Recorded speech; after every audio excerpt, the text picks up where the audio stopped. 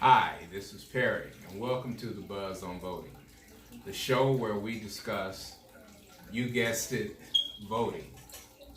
Now, I know some of you are asking, why do a show on voting? Well, first and foremost, voting is essential to our democratic rule of government, which is based on the premise of the majority rule. Now, whether or not we actually function that way is up for debate, but let's not go down that path just yet. Let's focus on voting. Secondly, I wanted to talk about voting because over the past few months, I've had the opportunity to talk to voters and elected officials across this country. And one thing became apparently clear, and that is that we lack an understanding of our election process. We understand going to the polls, we understand filling out a ballot, whether it's on paper or on the screen, but beyond that, we lack any understanding of our election process, which is now data-driven, just like every other major system, whether it's our banking or our phone. It has all become data-driven, and we are not understanding it. So when I thought about that, and I thought about putting together the Buzz on Voting, I approached this with three goals. One, what could I help do to help educate us? We understand the fact that we live in this information age, and so we've learned to protect our identities, we've learned to protect our checking accounts and mortgages, but we've yet to protect our identity as it relates to voting. And so we need to focus on that to ensure that the one way in which our will is voiced is being protected.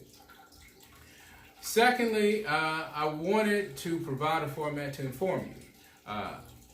Throughout the United States, we have over 3,000 counties. The way our election system is set up, our election system is governed at the state level, but it is managed and run at the county level. And so with 3,000 counties, you have 3,000 possible ways in which an election is run. And so we want to inform you on what's going on inside your county, what's happening at your state level, because the stakes are high coming into this election. And then the third thing that I wanted to do was I wanted to empower you. Wanted to begin to show you the tools and introduce you to some of the leading figures in terms of election monitoring across this nation, so that we can begin to advocate and participate in processes in which not only is our personal ballot protected, but that the will of our community is displayed accurately. And so those are the things that I want to begin to do in this project.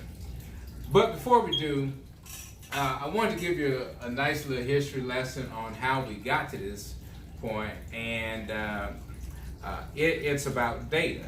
And I promise you it's not going to be a boring way, so I want to do it in terms of this game.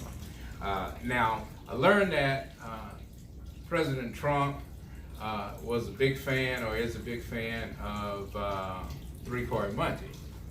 And if you know three-card Monte, you know it's a popular game that was played all the time in New York. And if you had the opportunity to be in some nice little seedy places across the United States, then you know about three-card Monte as well. But three-card Monte has to do with chance, and it has to do with distraction. And it's played by one black card, which is the card that you have to find, and two red cards, which are your really distractions. And so on October 7th, regarding our elections, on October 7, 2016, the United States came out and admitted that our election systems had been hacked by Russians, which in other words meant that our identities as far as voters was now under threat. That came out at about 3 o'clock on October 7th. And then about 30 minutes later, the infamous Access Hollywood tape hit. And I firmly believe that the Trump campaign dropped this tape because it became a helpful distraction in terms of data. Because now polls were showing that news media was now giving more attention to the sex scandal than the fact of telling us as Americans that we were no longer protected.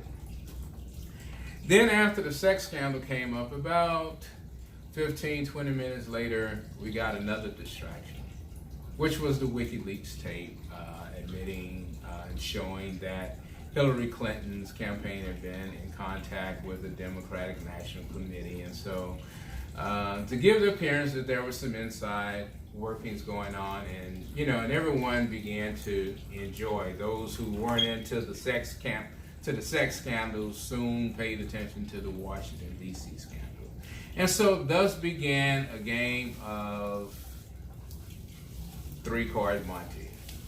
And three-card Monte was played until the election came up, and by the time the election came up, we were told that our data had now informed us that President Trump was the winner. Now, how could we trust data when we have been distracted by sex and the DC scandal? And the same thing is going on now. And so I want to help us understand how not to get distracted and how to stay focused on our data. So I hope you enjoy. Join me the next time as we begin to give you some pointers on how to help protect yourself and how to get involved in your election process.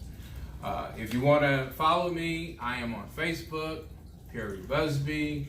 Also, there is the Facebook group, The Buzz on Voting. If you join, we can talk about these issues.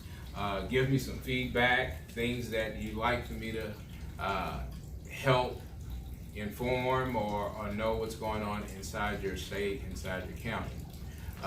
Also, thank you to everyone who has purchased a Vote or Shut Up t-shirt. The proceeds from the sales of these shirts will go to help us continue to do more with the Buzz on Voting. I've got some exciting guests I want to introduce you to, things that will help us become better, educated, informed, and empowered around our votes.